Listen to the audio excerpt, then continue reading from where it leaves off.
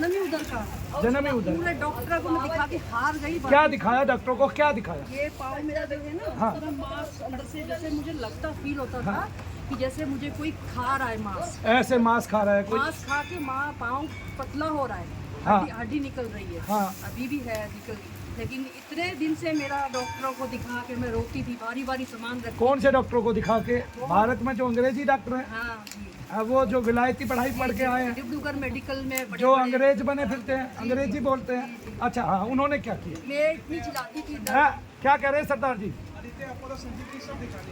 क्या? आदित्य, अपोलो, आदित्य सब दिखा दिया। हाँ। एक्सरा हो या सब कुछ हो या फिर में गड्ढा क्या पड़ बोले? गया। क्या बोले? गड्ढा भी पड़ गया, मेरे क्या को बोले? महसूस होता है जैसे कोई मुझे खा रहा है। और उनको क्या महसूस होता था आपके शरीर में? उनको बस इंजेक्शन लगाते थे। कौन सा इंजेक्शन लगाते थे? पता नहीं, पेन किलर का। क्या बोलते थे? पेन किलर का इंजेक्शन लगाते पर- कि आप बहुत जल्दी ठीक होने वाले हैं? जी हुए? नहीं ठीक हुई थी कि नहीं, 25 साल से भी ज्यादा ही 25 साल से ज्यादा दवाई खा रही थी? होगा। बहुत है। कितने रुपए की दवाई खाई? 2 की, 10 की, 5 की, ज्यादा ही 15 की?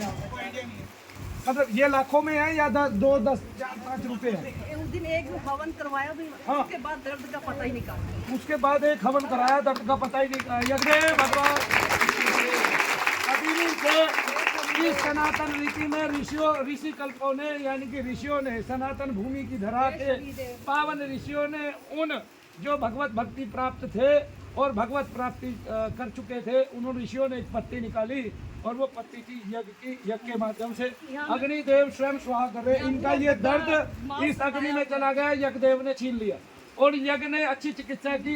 दुनिया में सभी चिकित्सकों का बाप एक ही है, वो है यज्ञदेव। कौन है? यज्ञदेव। आपने कल भी देखा 3 जो है क्षय रोग के बीमार, यानी कि 3 टीबी की लड़कियां वो ठीक हो गई बिल्कुल यज्ञ कृपा से। उनके एक पिता, एक लड़की के पिता जो कैंसर के मरीज थे, वो इसी शनिवार को बता के गए, वो बिल्कुल ठीक हो गए अपना यज्ञ कराने से। तो यज्ञ कराइए, इस दुनिया की बड़ी से बड़ी बीमारी को दूर कीजिए और हॉस्पिटलों के चक्करों को छोड़ दीजिए, इनको दिमाग से निकाल दीजिए। इनको केवल इमरजेंसी में यूज कीजिए, जब आपकी हड्डी टूटे, जब आपका रक्त बहना शुरू हो जाए। ठीक है ना, ये तभी काम के हैं, उसके अलावा ये हमारे जीवन में काम के नहीं है, क्योंकि बस फिर ये दाम के हैं। किसके हैं? दाम के हैं। और दाम इनका इतना है, कितना है दाम? तो लगता था जैसे कोई मेरे एक पैर के दर्द के लिए कितना दाम? मांस फट गया। एक पैर के दर्द के लिए कितना दाम चुकाया? बहुत ज्यादा, 10-15 लाख ज्यादा ही।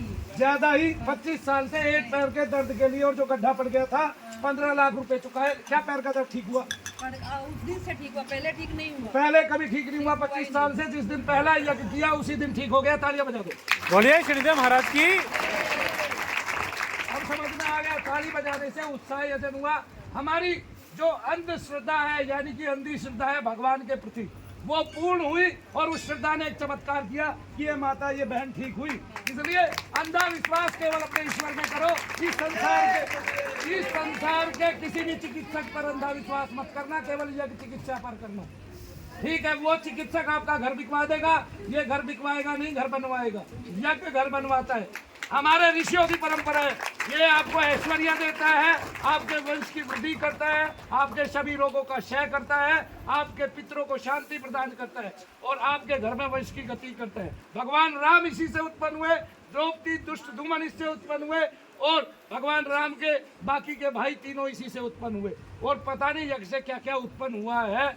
इस संसार में जितने भी यज्ञ हैं, चाहे वो अश्वमेध यज्ञ है, चाहे वो त्याग यज्ञ है, प्राग यज्ञ है, और चाहे पितृयज्ञ है, कोई भी यज्ञ है, वो परिपूर्ण होता ही होता है। बोलो यज्ञदेव भगवान की जय। बोलिए शनिदेव महाराज की।